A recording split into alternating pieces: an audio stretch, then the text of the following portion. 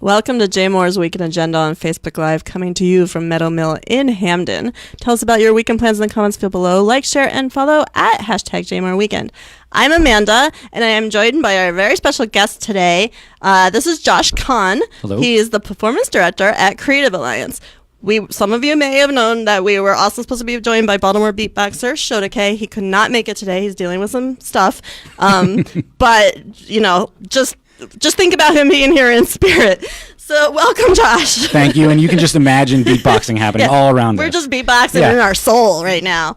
So before we get to the upcoming event that you are here to talk about, briefly tell us and everyone else about the Lombard and Lloyd Sacred Music Series. So I'm the performance director of a Creative Alliance, and we formed a partnership over with the B'nai Israel congregation, I would guess about a year ago at this point.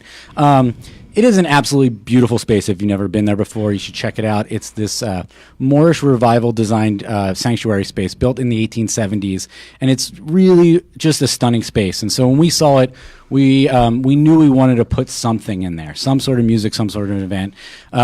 And in working with the rabbi over there and the congregation, we developed this sacred music series as a way to celebrate that space, to introduce Baltimore audiences to new, really special hidden gems within our community, and as a way to host some musical styles and events that maybe weren't quite right for Creative Alliance, but were perfect for this type of room. Yeah, it's a really great series. We love that you're doing it. We think it's just such a cool idea. So you're here specifically today because you're going to talk about the July 26th event, and that's World Acapella with the Iberi Choir of Georgia. Yep. So tell us what that is. What's going on there? So the Republic of Georgia is host to this really incredible, deep tradition of male vocal singing. I mean, there's singing that happens all over the country. There's 10 different regions, and there's very unique, specific vocal styles that happen all over the 10 regions. This group, Iberi actually is the ancient name for the Republic of Georgia. They take a folkloric approach and take all of these different singing styles and bring them together to celebrate all these vocal traditions that happen in the country. It's shifting harmonies, polyphony. It's really beautiful, haunting, but also fun. So because it's folkloric traditions, you're going to find drinking songs, and you're going to find sacred music, and you're going to find songs that come from within the church and come from within the village. It's also, I love one of these things that these groups do. It's called Twisted High Voice. I don't know what the Georgian name is for it, but they say the style was first created by children trying to ward off evil spirits in the forests. Wow! But now it's considered like Georgian jazz. So it's kind of like wavering scat or something. No, it's more like, I can't describe it. There's nothing. It's something that, like, to American ears, Western ears, we can't quite describe. Wow! But it's kind of this like wavering harmonic thing that happens that's truly incredible.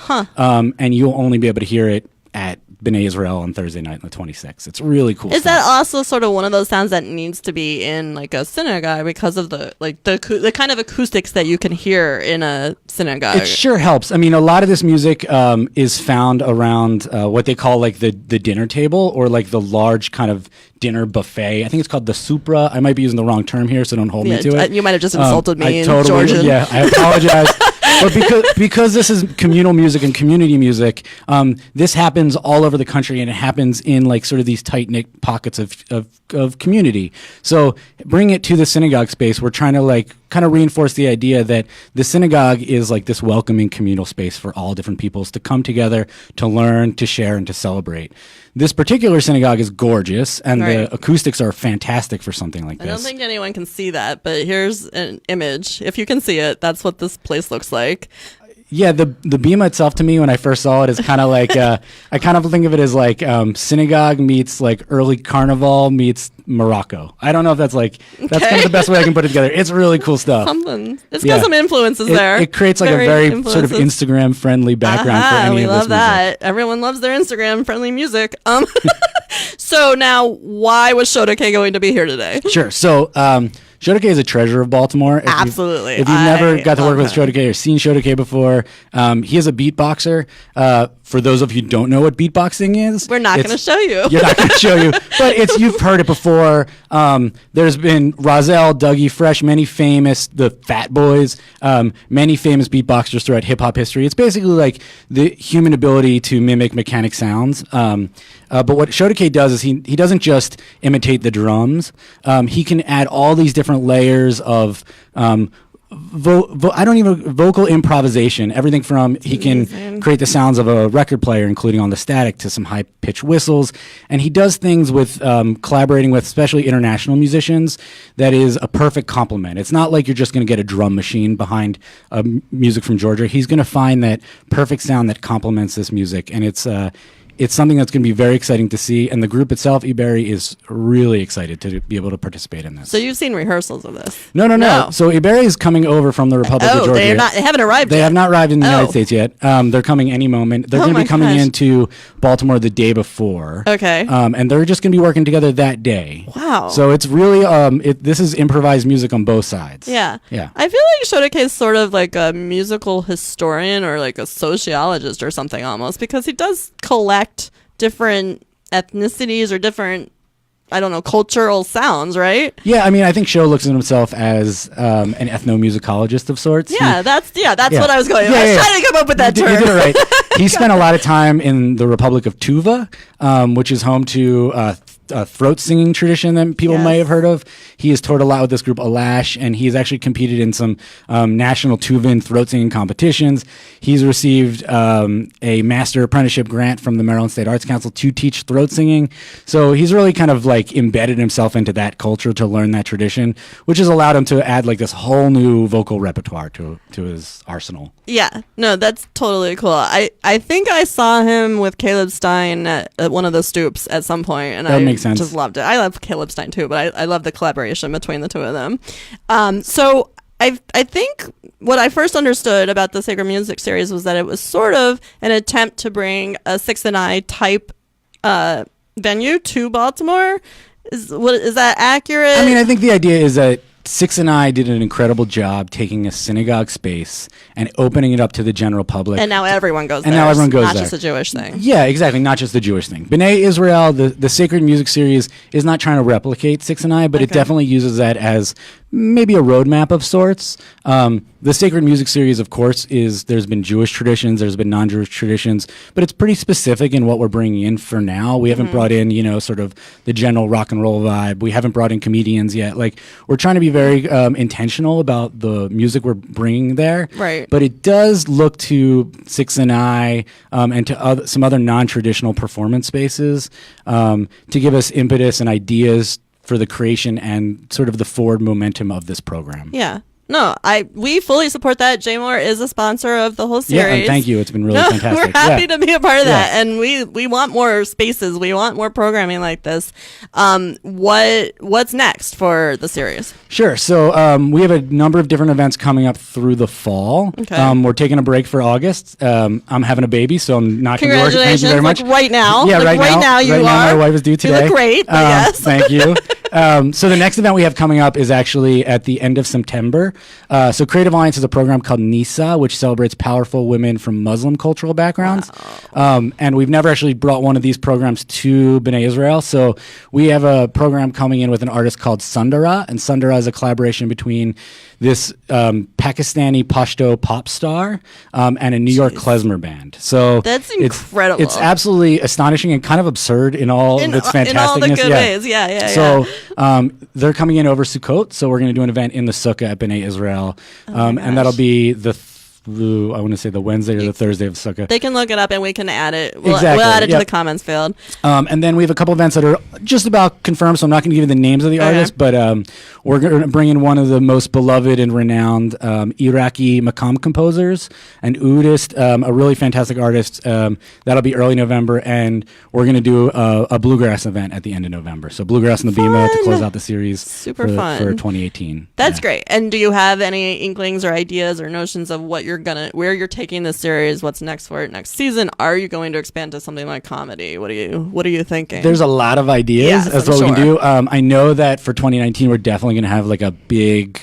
gospel event. Wow.